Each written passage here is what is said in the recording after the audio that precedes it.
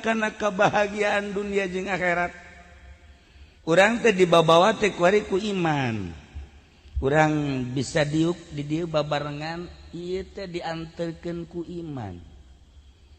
Urang berangkat ke masjid dianterkeun ku iman. Ketika aya tontonan urang dijagaan kan ku iman. Diputat, diketos lamun aya orkes, moal aya nonton.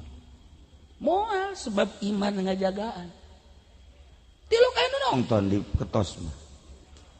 Pan sareeuris ya. Tuh aya orkes emang orang dia nonton. Nonton teh.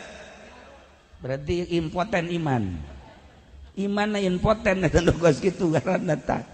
Nah, di ketos bahkan tilok aya nu ngridit.